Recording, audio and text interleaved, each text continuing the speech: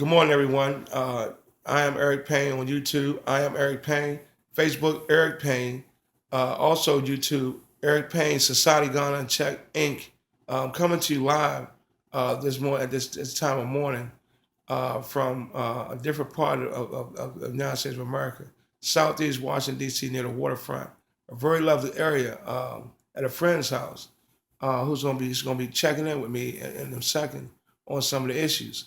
Eric Payne, Society Gone Unchecked, talks about civil rights, human rights, constitutional rights, victim rights, disability rights, and the right to exist peaceably within the confines of the United States of America. Okay, having the freedoms and democracies that armed forces have fought for, past, present, and future.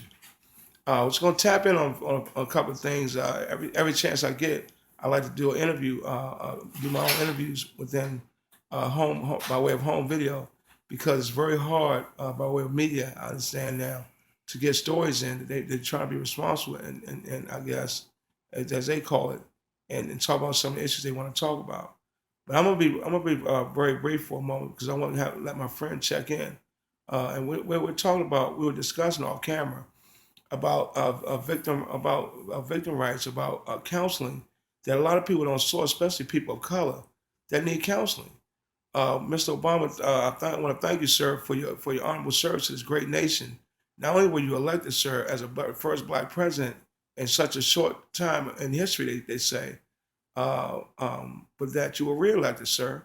And I want, just in case anybody is not paying attention, sir, you've been leading an honorable administration for 2 years, for almost 8 years. I'm sorry, almost 8 years, two terms. Sir, I hope that history treats you and your lovely family accordingly. That you've been living an honorable administration, sir, and that you've been passing a lot of bills for people, the basic person. And yesterday you gave a good piece about victim rights, about the victims of gun violence. We were talking about gun control. You had a lot of victims there especially the lady Miss Gabby, who was I guess in a coma at some point or had come out of it. At any rate, she was a victim, along with other citizens that were victims at your press conference. So what's going to happen, sir, is that we're concerned. We were discussing offline about people that sought counseling, that are actually victims, sir, that you're talking about us pulling cases of people with Social Security, have Social Security to pull cases of mental health. Well, you have a friend of mine from Ohio, Rampage Stevens, has made comments on social media as well about veterans. Most veterans serve because of a 20-year tenure of the United States Army, we speak in the Army, but also the Air Force, Navy, Marines, Coast Guard, Air Guard, Reserves, National Guard. We also are counseling to include family members because of us deployments, because of what we just gone through by way of just of Post traumatic stress syndrome. and there we have it. And so, on that note, I'm gonna go ahead and let my friend chime in on what we're talking about people that are victims who sought counseling, who may not be able to, who may feel free to want to choose use their Second Amendment right to bear arms, but can't even as victims because they've gone through counseling.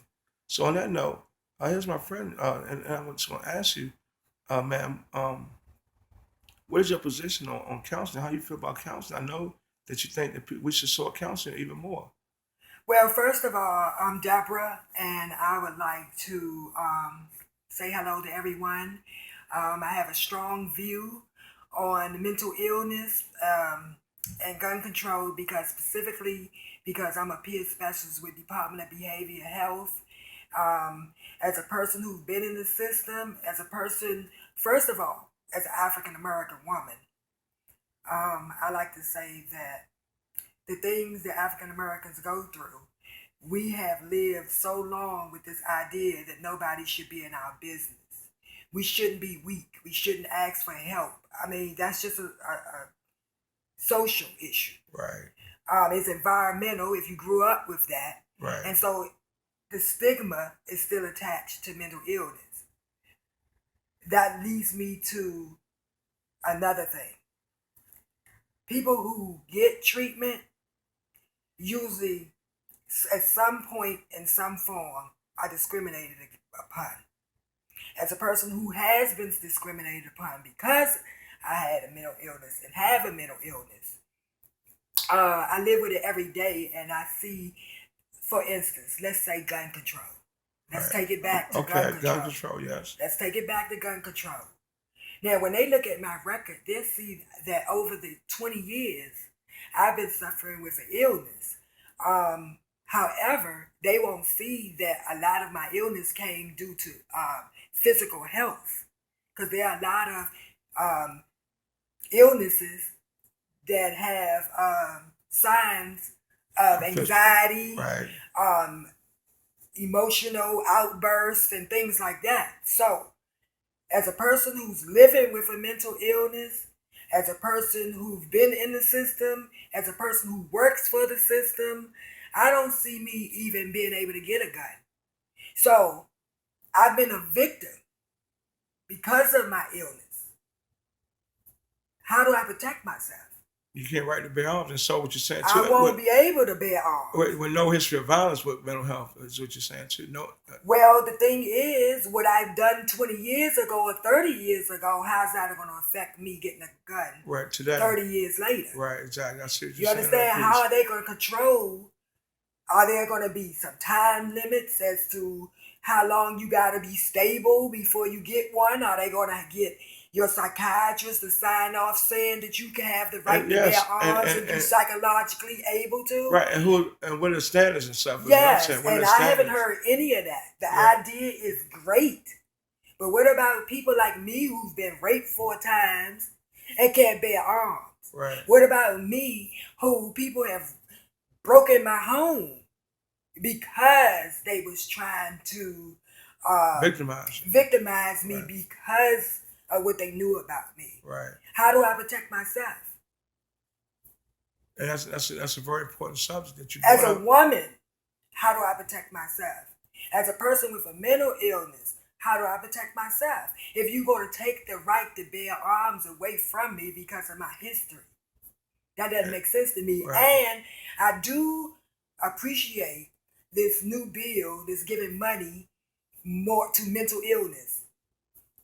They just passed the bill. Right.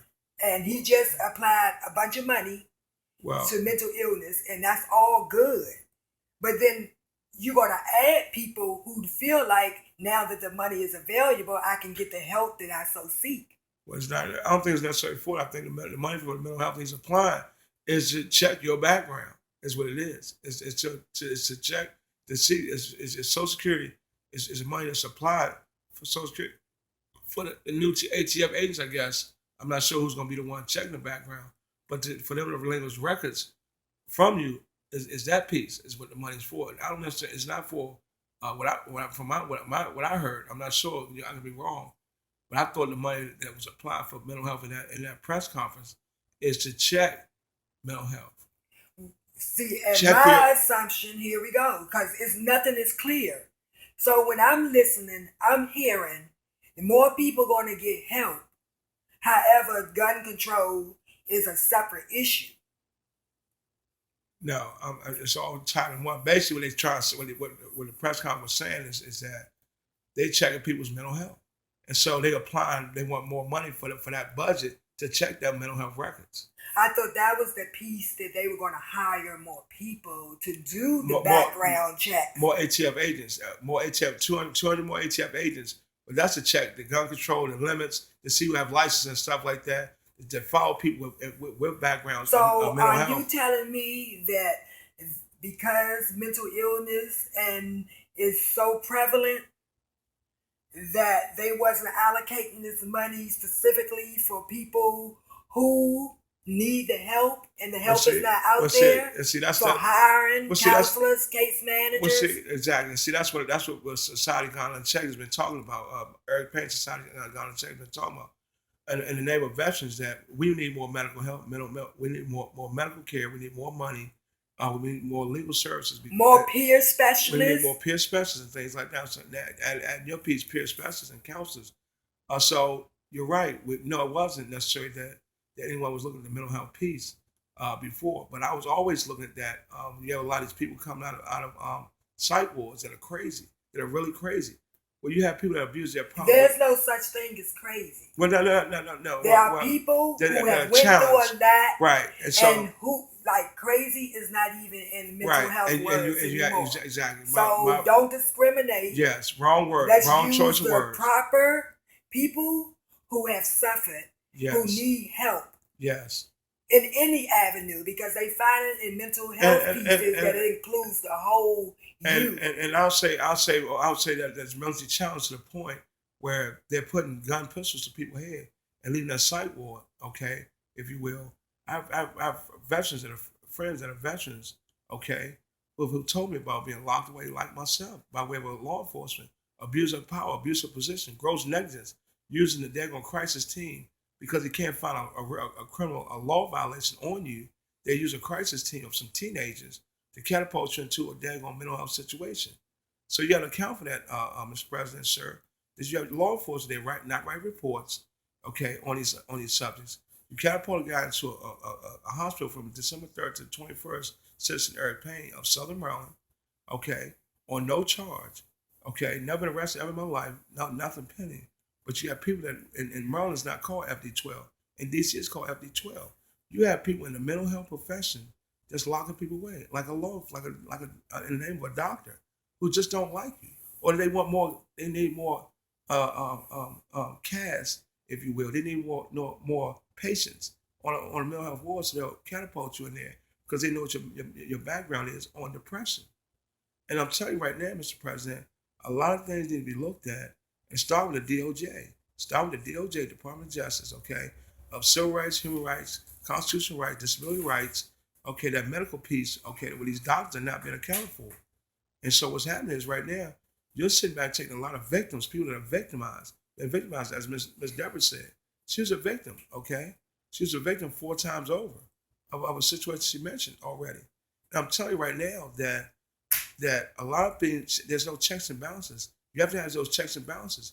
You're giving I agree. And I'm sorry for interrupting you, Eric Payne. Yes, but I guess that's what I'm really saying. Like, as much as you want to help, who's going to police the police? Exactly. Who's going to check and make sure that people are doing exactly what you need them to do to make sure we're safe? Qualified. Right. Qualified or not qualifying point? What are the standards? For a person, like, all this sounds good, right? But is it thought out? For instance, medical marijuana. Okay. Even though it's legal in DC, you can't get a job with it, right? Because most of the jobs in DC are federally funded jobs, right? So when they made it legal in DC, they didn't stop to think about people who really need it. And who want to go back, and who want to go back to work. It left us out. I suffer with mental illnesses, naming diabetes, pheochromocytoma, anxiety due to hypothyroidism. I have diabetes neuropathy. I have osteoporosis. Right. I have osteoarthritis. And I can name a few more things. That's just enough. And my choice of treatment is causing me not to be able to work. And what is your choice of treatment? Medical marijuana. And that's legal now, too. And it's legal, but I can't get a job in D.C. Right. Because it's not legal as far as the federal. So they didn't think about it. So that's what I'm saying about gun control and all these things. It sounds good, but in reality, how's that really going to work out? Right. So definitely, Mr. President, sir, you're on point with gun control. We have a lot of victims out there. I'm saying point blank. Sir, you got it right. We need to concentrate more on just taking guns off the streets, especially illegal guns, but guns, period. Let's not concentrate so much on applying the rule of medical bill of rights to the rule of law, okay, by checking people's medical records versus their law record. I'm telling you right now, it's not so much some people are temporary insanity. They never went to a mental health to see a mental health specialist, as Ms. Deborah was talking about. This you have some people of color, okay, and other people who just don't believe in them and going letting other people into their business when they should be going to counseling. So they don't go to counseling, but they have a mental health problem, Stigma but attached to it. but not accounted for. Okay, and so if they never go into a mental and see a counselor, they're not accounted for. And I'm telling you right now, what happened out in Texas, was it California, San Bernardino, where they weren't, no one ever, they never went to see a mental health specialist as reported. Okay, but somebody knew something. But somebody knew something was wrong. Okay, they probably knew something was wrong themselves. Their actions showed. Yeah, it takes a person with a mental health problem or condition, if you will, to do something like that, act like that. But things, society gone unchecked. My society gone unchecked. Incorporated Eric Payne. Okay, these are things I like to talk about. I thank Ms. Deborah for coming on because I wanted to expand. I've been telling people, let's expand. Now I came over here to visit her as a friend. She's a childhood friend, a very honorable woman. I'm smart. But I'm also an advocate of mental health. Right. I'm also an advocate of women's rights and everything that you stand for, even if it means that we sit up and we debate, because we're going to have a difference of opinion. Exactly. But we both agree that gun control is needed. It's challenging. It's needed, but we have to put some things in place to make sure that somebody policing those very people who are judging you about mental illness. Because there's still a stigma attached. So if I get somebody checking my background check who still has a stigma against mental illness, I would automatically be turned down. And is that fair? So it's back to discrimination in that regard. Discrimination within even that piece about who's checking, who's making a standard, what's the protocol? Right. Okay, what are the steps, Mr. President? You got to put them in place because saying who's qualified, who's not qualified within the mental health community. So I'm sure there's people who have just went to see a counselor because they want to go see one. Well, you have someone behind that desk that's going to sit back and say, no, you want to see a counselor for depression, or you want to see a counselor for marital counseling. It's not going to let them get a daggone license and a right to bear arms under the Second Amendment. Okay, and so on that note, like I said, I'm gonna talk on and keep tying in and keep Ms. Deborah around.